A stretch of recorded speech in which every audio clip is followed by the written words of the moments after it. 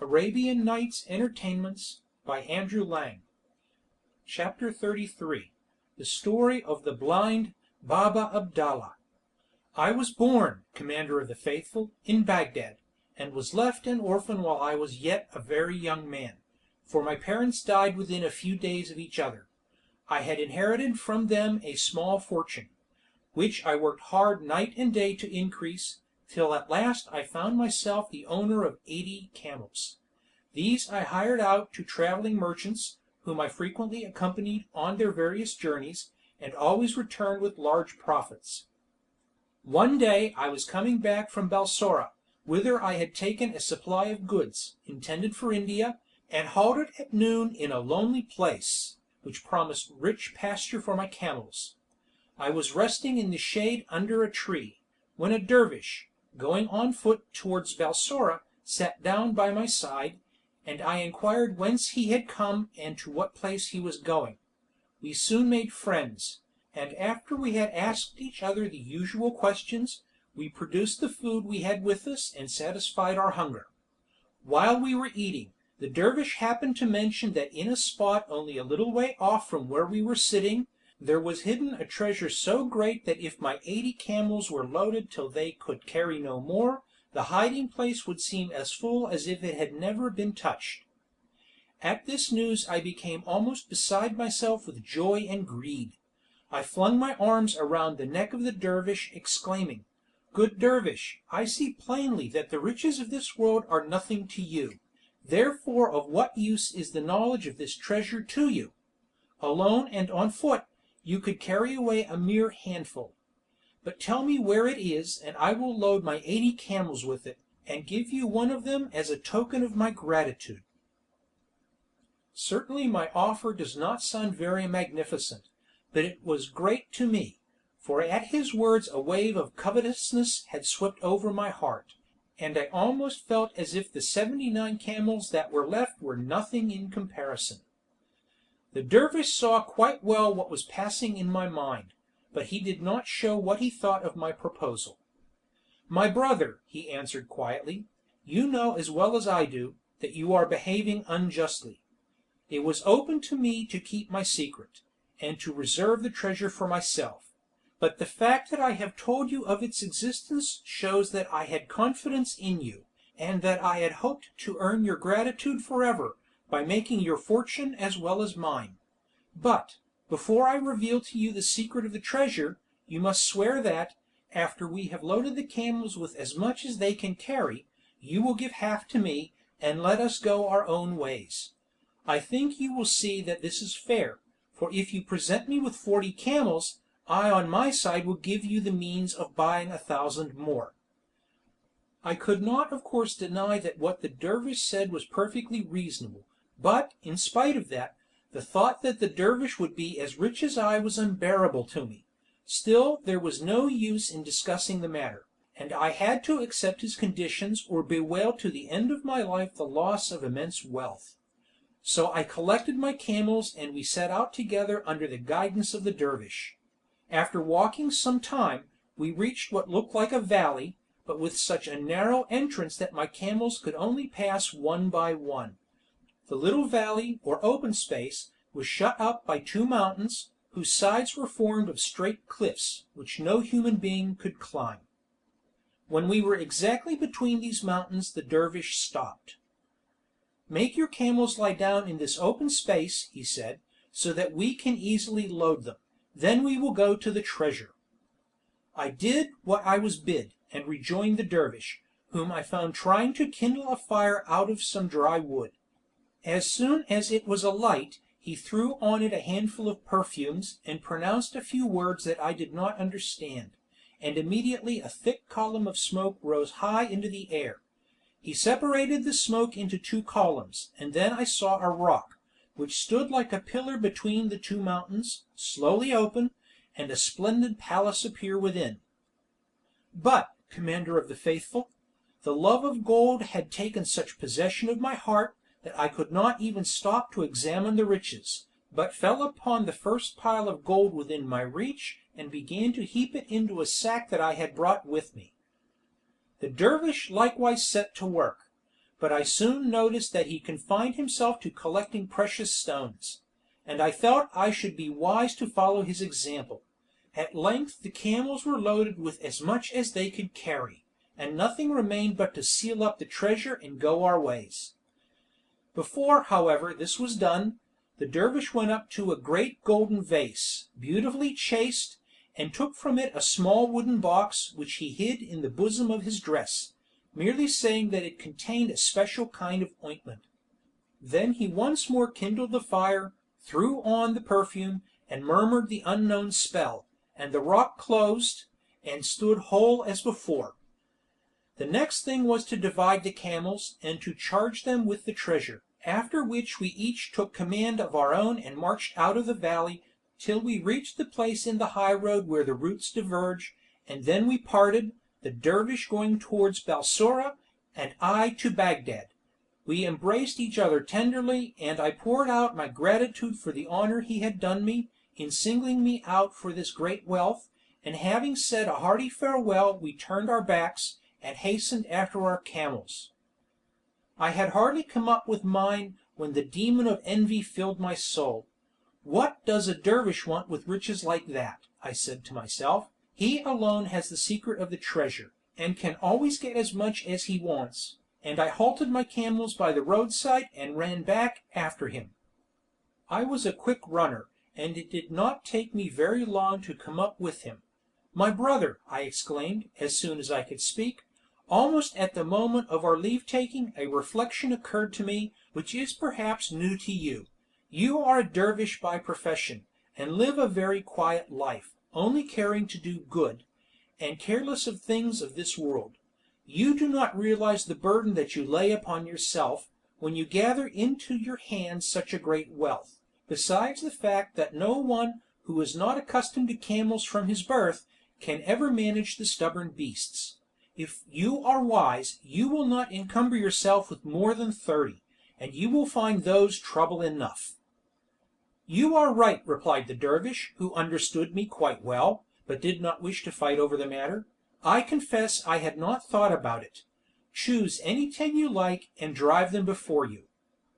I selected 10 of the best camels, and we proceeded along the road to rejoin those I had left behind. I had got what I wanted, but I had found the dervish so easy to deal with, that I rather regretted I had not asked for 10 more. I looked back. He had only gone a few paces, and I called after him. "My brother," I said, "I am unwilling to part from you without pointing out what I think you scarcely grasp, that large experience of camel driving is necessary to anyone who intends to keep together a troop of 30.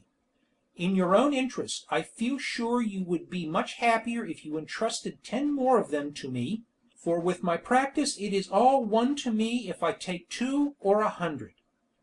As before, the dervish made no difficulties, and I drove off my 10 camels in triumph, only leaving him with 20 for his share.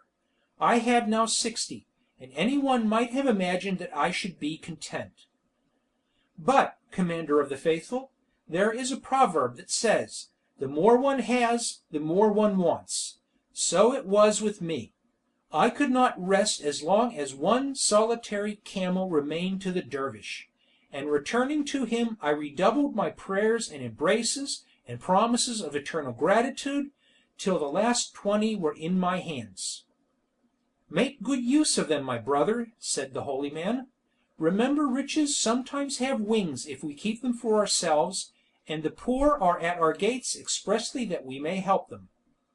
My eyes were so blinded by gold that I paid no heed to his wise counsel, and only looked about for something else to grasp.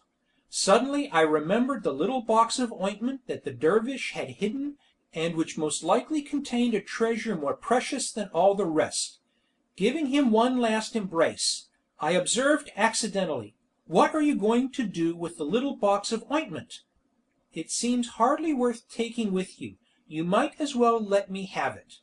And really, a dervish who has given up the world has no need of ointment. Oh, if he had only refused my request! But then, supposing he had, I should have gotten possession of it by force. so great was the madness that had laid hold upon me. However, far from refusing it, the dervish at once held it out, saying gracefully, "Take it, my friend, and if there is anything else I can do to make you happy, you must let me know." Directly the box was in my hands, I wrenched off the cover. "As you are so kind," I said, "tell me, I pray you, what are the virtues of this ointment?" "They are most curious and interesting," replied the dervish. "If you apply a little of it to your left eye, you will behold in an instant all the treasures hidden in the bowels of the earth. But beware lest you touch your right eye with it, or your sight will be destroyed forever." His words excited my curiosity to the highest pitch. "Make trial on me, I implore you," I cried, holding out the box to the dervish. "You will know how to do it better than I. I am burning with impatience to test its charms." The dervish took the box I had extended to him, and, bidding me shut my left eye, touched it gently with the ointment. When I opened it again, I saw spread out, as it were before me, treasures of every kind and without number.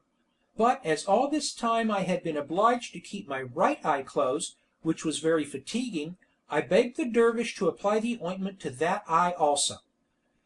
"If you insist upon it, I will do it," answered the dervish. "But you must remember what I told you just now, that if it touches your right eye you will become blind on the spot."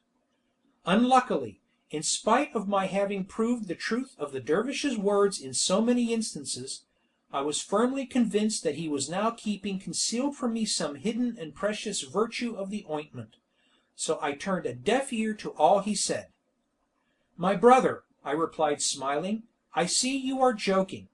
It is not natural that the same ointment should have two such exactly opposite effects." "It is true all the same," answered the dervish, "and it would be well for you if you believed my word." But I would not believe, and, dazzled by the greed of avarice, I thought that if one eye should show me riches, the other might teach me how to get possession of them, and I continued to press the dervish to anoint my right eye, but this he resolutely declined to do. "After having conferred such benefits on you," said he, "I am loath indeed to work you such evil. Think what it is to be blind, and do not force me to do what you will repent as long as you live." It was of no use. "My brother," I said firmly, "pray say no more, but do what I ask. You have most generously responded to my wishes up to this time. Do not spoil my recollection of you for a thing of such little consequence. Let what will happen I take it on my own head and will never reproach you." "Since you are determined upon it," he answered with a sigh, "there is no use talking," and taking the ointment he laid some on my right eye, which was tight shut. When I tried to open it, heavy clouds of darkness floated before me. I was as blind as you see me now. "Miserable dervish!" I shrieked.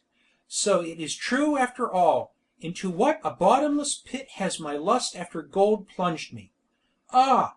Now that my eyes are closed they are really opened. I know that all my sufferings are caused by myself alone.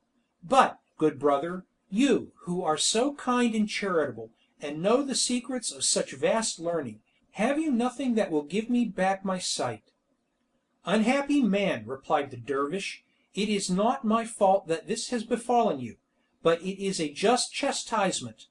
The blindness of your heart has wrought the blindness of your body. Yes, I have secrets that you have seen in the short time that we have known each other, but I have none that will give you back your sight. You have proved yourself unworthy of the riches that were given you. Now they have passed into my hands, whence they will flow into the hands of others less greedy and ungrateful than you." The dervish said no more and left me, speechless with shame and confusion, and so wretched that I stood rooted to the spot, while he collected the 80 camels and proceeded on his way to Balsora. It was in vain that I entreated him not to leave me, but at least to take me within reach of the first passing caravan. He was deaf to my prayers and cries, and I should have soon been dead of hunger and misery if some merchants had not come along the track the following day and kindly brought me back to Baghdad. From a rich man I had in one moment become a beggar. and up to this time I have lived solely on the alms that have been bestowed on me. But, in order to expiate the sin of avarice, which was my undoing, I oblige each passer-by to give me a blow. This, Commander of the Faithful, is my story." When the blind man had ended, the Caliph addressed him: "Baba Abdallah, truly your sin is great, but you have suffered enough. Henceforth repent in private, for I will see that enough money is given you day by day for all your wants."